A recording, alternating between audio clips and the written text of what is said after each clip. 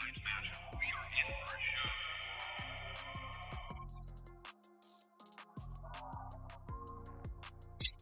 The 40-second Caitlin Clark ad from Nike has went viral. Headlines everywhere, millions of views. There is a lot of hype. A'ja Wilson, on the other hand, is frustrated, ignored, and watching as the rookie sensation rules not only the court but also the sneaker game, while the internet is going crazy over Clark's signature sneakers. She's not taking it lightly, I assure you. Do you believe Nike has identified their biggest star at last? What does A'ja Wilson stand to gain from this?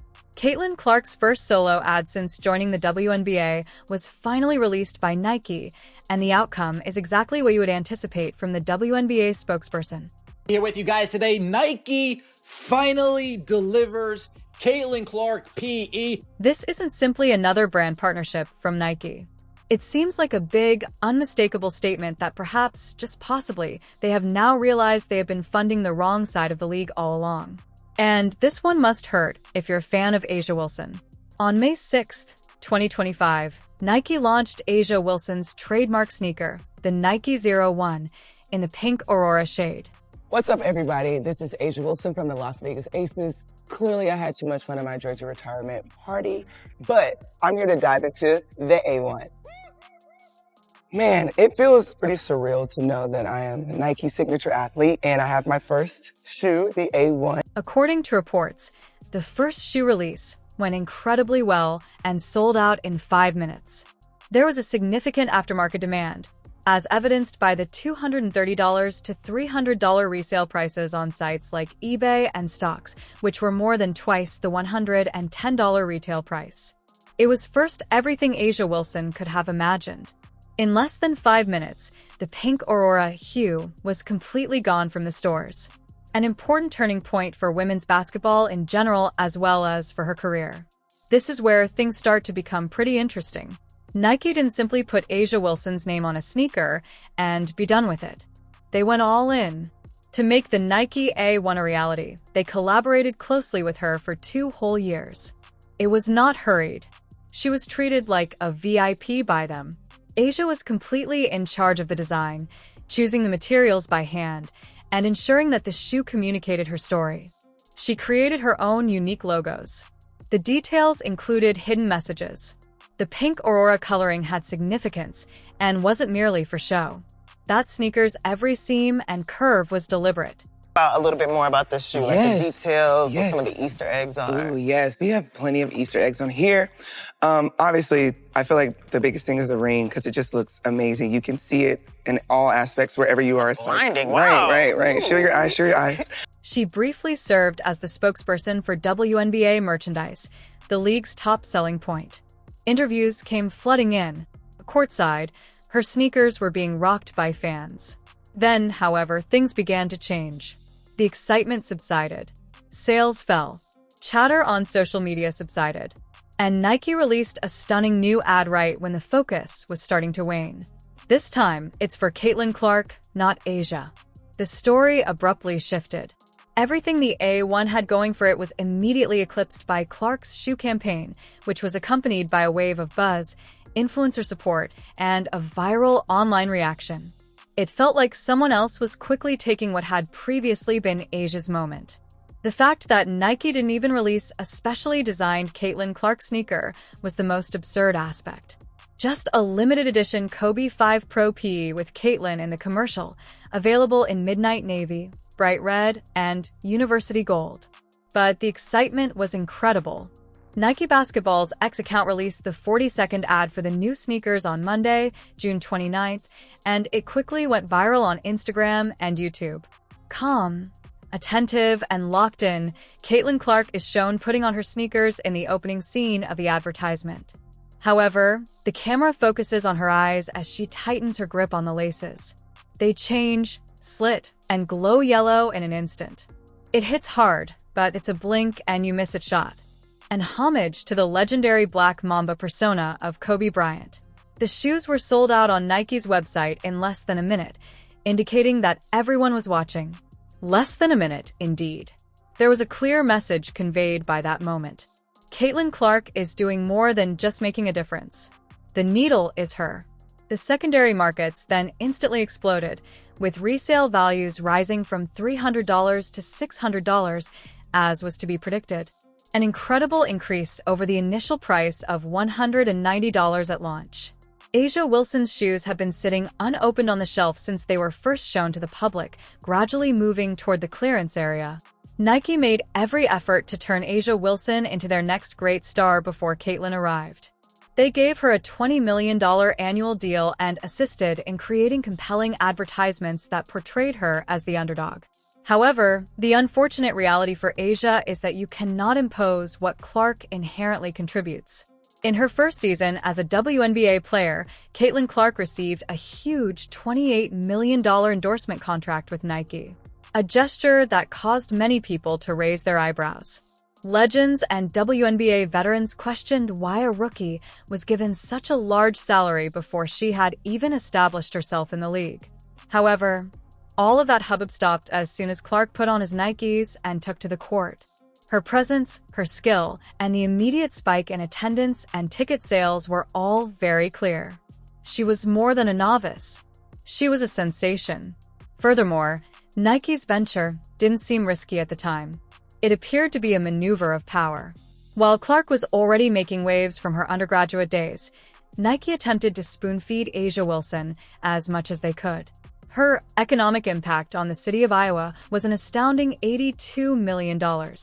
All the 23-year-old kid needed to make an impression was a basketball and a hoop, but Nike was too preoccupied with fulfilling their social responsibility obligations to see the untapped potential that was right in front of them. Jordan Rogers, the former head of marketing for Nike Basketball, went public to criticize the company, claiming that they nearly lost their golden goose. While they were busy trying to create what A'ja Wilson lacked, their stocks fell to a 5-year low rather than concentrating on Caitlin Clark, the true moneymaker. Making her second career start, second in a row, and Clark stays red hot. To make a difference, Wilson requires PR tours, influencer rollouts, full-fledged campaigns, and photo shoots. Clark, meanwhile, releases a single image. Then, all of a sudden, a virtual crush of people is waiting to receive her outfit. What is actually consuming A'ja alive, do you know? Nike is now actively pursuing Clark after finally owning up to their error. Without a doubt, Wilson's resume appears incredibly polished on paper, but Clark is the one with the crazy pull. The most amusing aspect of it all is that Caitlin Clark is not very interested in being in the spotlight, in contrast to A'ja Wilson and her top dog attitude.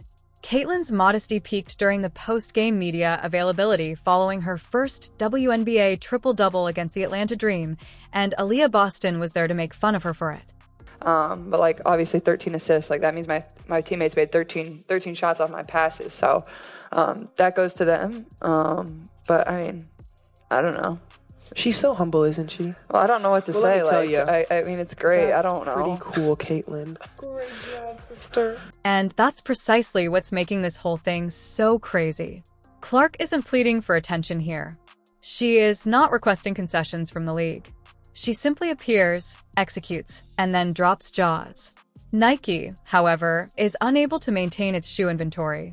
She is the subject of constant discussion on social media, and fans are turning up in historically high numbers. It is painful for A'ja Wilson to see all of this from the sidelines as she experienced the complete Nike release, the glamorous promotional campaigns, the brand partnerships, and the press tours.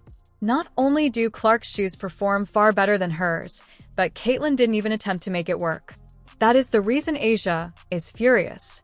The idea that the league's newest superstar is outperforming everyone without even having to brag is more impressive than the figures or the hoopla. In the past, A'ja Wilson has used the racist card to disparage Caitlin Clark. She mentioned in a conversation at the 2024 NCAA Women's Final Four how Caitlin Clark had an advantage because of her white privilege. Like, it's not really about me. She knows how her privilege has gotten her to that point. And also, like, she's good at basketball. Like, she understands her privilege. And like, when she's her over the top, and it reminds me a lot of you. Imagine Wilson's reaction as she watches from the sidelines as the player she once disregarded becomes the face of Nike's whole women's basketball collection in addition to the WNBA. Furthermore, it would be incorrect to characterize this as a social rivalry given the already brewing rumors of a full Clark signature series. The game has been totally overtaken by Caitlin Clark. This most recent development might push Asia over the brink if she was already furious. The present WNBA situation is a lot like the Nike feud between Asia Wilson and Caitlin Clark. They have absolutely collapsed after Caitlin hurt her groin in that game against the Seattle Storm. When Caitlin Clark is on the floor, it seems like no one is interested in women's basketball. The combined attendance for the 3 games this week is still less than Caitlin Clark's lowest viewership of the season, just to illustrate how horrible it is. An unimpressive 240,000 people watched Los Angeles Sparks vs. Chicago Sky, which featured Angel Reese, Clark's alleged competitor, as well as other celebrities including Kelsey Plum and Hailey Van Lith. Standing ovation at Wintrust Arena as the Sky pick up win number 4 on the season, thanks to a career-high night from Camila Cardoso. Even worse, only 220,000 fans watched the Los Angeles Sparks vs. Minnesota Lynx game, which included additional well-known players like Kelsey Plum once more and Nafisa Collier, who some claim is the league's top player. Although Nafa Collier plays absolutely great basketball, it is evident that this does not convert into a large audience. Get that shot up and in, and look at this 24-17 Connecticut. Rivers on top. The rookie looks like she belongs in this league. The Connecticut Sun and Asia Wilson's Las Vegas Aces follow, drawing a lackluster 100,000 viewers. When all 3 of these games are combined, there are 560,000 viewers overall. At 580,000 viewers, Caitlin Clark has the lowest viewership of the season. It's absurd.